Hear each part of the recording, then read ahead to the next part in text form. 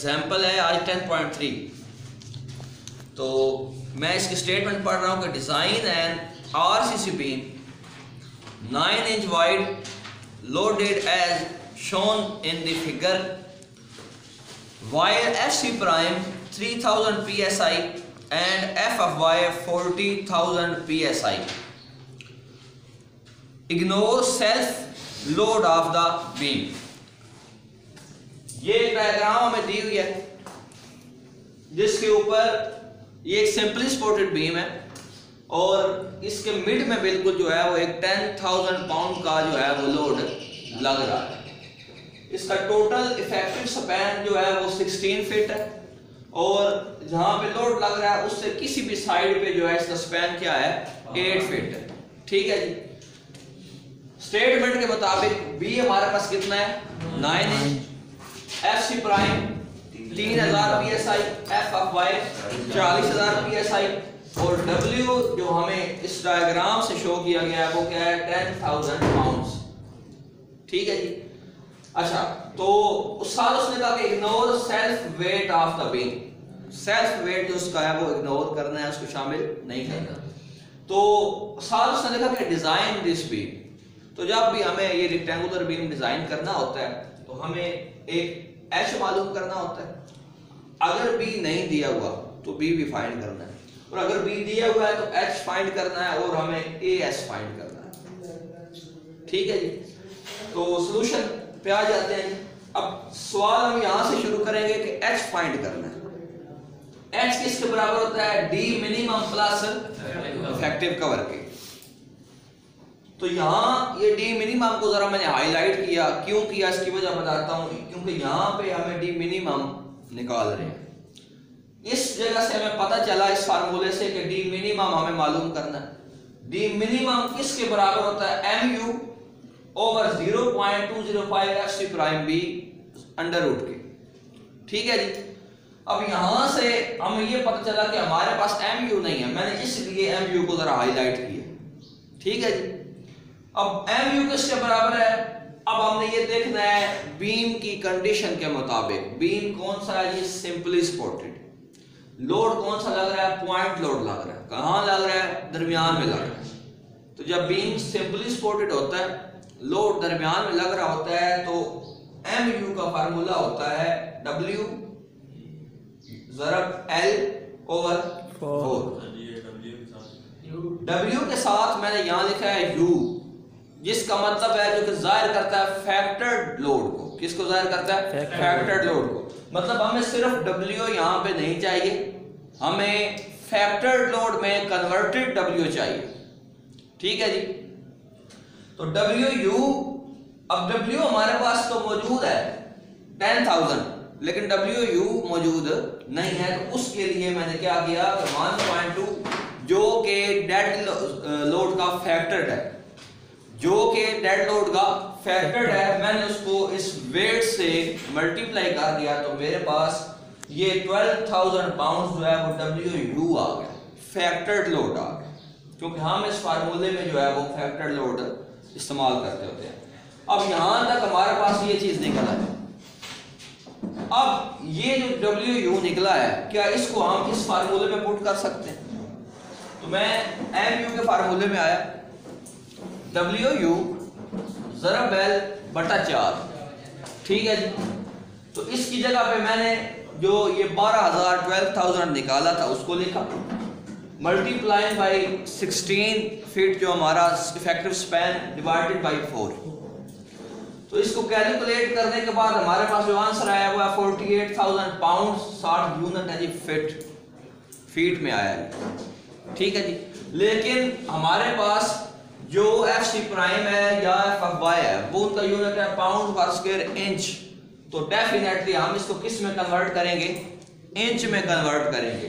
48,000 को मल्टीप्लाई करेंगे 12 के साथ तो हमारे पास आ जाएगा 576,000 पाउंड इंच। यानी इसको हमने किस में कन्वर्ट कर लिया, इंच में कन्वर्ट कर लिया। अब ये जो mu हमारे पास आया है ये किस में आया है, पाउंड इंच में आया है। अब mu हमारे पास अगर निकल आया तो क्या mu की वैल्यू हम D मिनिमम वाले फार्मूले में पुट कर सकते हैं। अब नाउ D मिनिमम ये फार्मूला डी मिनिमम का, एम यू की जगह पे मैंने 576000 जो है वो पुट कर दिया। बाकी as it is F C prime की जगह 3000 और बी हमें दिया हुआ है ये 9 इंच।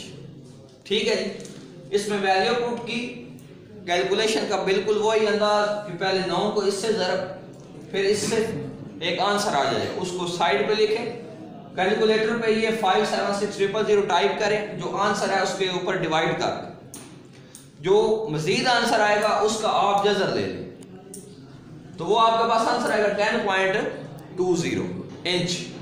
तो मैंने इसको से कर दिया 10.50 इंच। तो हमारे पास ये किसका आंसर आ गया जी, डी मिनिमम का। इफेक्टिव डेप्थ निकाल लिया हमने। अब हम चलेंगे ओवरऑल डेप्थ की तरफ। H is equal to D minimum plus effective cover. D minimum हमारे पास क्या है 10.50 inch plus we know that कि 1.5 इंच जो है इफेक्टिव कवर हमारा होता है। तो इसको जब हमने प्लस किया तो हमारे पास 12 इंच जो है वो क्या आ गई, ओवरऑल डेप्थ। यहां तक बात क्लियर हो गई जी। नेक्स्ट मैंने आपसे एक बात की थी कि जब भी इन क्वेश्चंस में बीम का स्पैन दिया गया हो, इफेक्टिव स्पैन या डायग्राम में शो किया गया हो, तो आपको एक चेक लगाना होता है जिसे कहते हैं deflection control depth check. Deflection control depth check लगाना होता है। अब यहाँ पे ये चेक क्या होता है, इससे हम एक डेप्थ निकालते हैं जिसका फार्मूला होता है H is equal to span over 60। Next इसके साथ यहाँ कोई चीज मल्टीप्लाई करनी होती है। अगर आप काम कर रहे हैं सेंटीमीटर्स में तो यहाँ पे 100 सेंटीमीटर आ सकता है, मिलीमीटर में कर रहे हैं तो 1000 आ सकता है, और अगर आप इंचों में काम कर रहे हैं तो फिर आपके पास ये 12 आ सकता है, 12 आ सकता है। बात समझ आ रही है। स्पैन हमारा कितना था जी, 16, और मल्टीप्लाई हमने कर दिया 12 के साथ इन इंचेस और डिवाइडेड बाय 16। ये 16 को इस 16 से काट दिया तो हमारे पास क्या बच गया, 12 इंच। अब ये 12 इंच हमारे पास रिफ्लेक्शन कंट्रोल से भी निकला है और एक्चुअल में जो हमने फार्मूले से निकाला है वो भी हमारा क्या है, 12 इंच है। दोनों इक्वल हैं तो हमने इसको लिख दिया कि ये ओके है। हम इसको अडॉप्ट करते हैं, हम इसको सिलेक्ट करते हैं।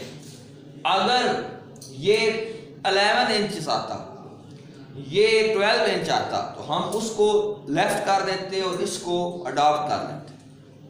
बात समझ आ रही है। आगे ऐसे क्वेश्चन से आपको डील करना पड़ेगा जिसमें ये वाली वैल्यू कम आएगी, आप ये चेक लगाएंगे उस चेक से वैल्यू ज्यादा आएगी और आप अडॉप्ट करेंगे इस वैल्यू को, फिर सारा क्वेश्चन आप इस वैल्यू के इस लिहाज से निकालेंगे। उस क्वेश्चन में आपको फिर अगर ये आप अडॉप्ट करेंगे ना तो डी मिनिमम भी आपको रिवाइज करना पड़ेगा, डेफिनेटली रिवाइज करना पड़ेगा। तो ये आपने एक्स निकाल लिया। ये रेक्टेंगुलर बीम के डिजाइन में जो मेन बात होती है वो डिजाइन में एक उसकी ब्रेथ बतानी होती है, एक ओवरऑल डेप्थ बतानी होती है, और थर्ड नंबर पे उसका एरिया ऑफ स्टील बताना होता है, और फिर एरिया ऑफ स्टील में आपने इसको बताना होता है कि डाया ऑफ बार क्या है और उसका जो नंबर ऑफ बार है वो क्या है। एंड पे आपने क्या करना है, उसकी डिटेलिंग करनी होती है, उसकी डायग्राम बनाकर उसके ऊपर सारी डिटेल जो है वो शो करनी होती है। तो इस चैप्टर का हर क्वेश्चन जो है वो यहाँ तक यही चीजें निकालनी है। इससे आगे आपका सारा क्वेश्चन जो भी है सेम प्रोसीजर मैंने लिखा है। Now you need to calculate minimum steel. अब इसके बाद आपको क्या करना है, मिनिमम स्टील का चेक लगाना है, जैसे आप मतलब आपको पता है कि फिर उसके बाद and further procedure steel check लगाएंगे, मिनिमम स्टील परसेंटेज आपके पास आ जाएगी, फिर मिनिमम स्टील निकालेंगे। अब फिर आपने क्या करना है, ट्रायल मेथड लगाना है। आप लिखेंगे steel calculation by using trial method.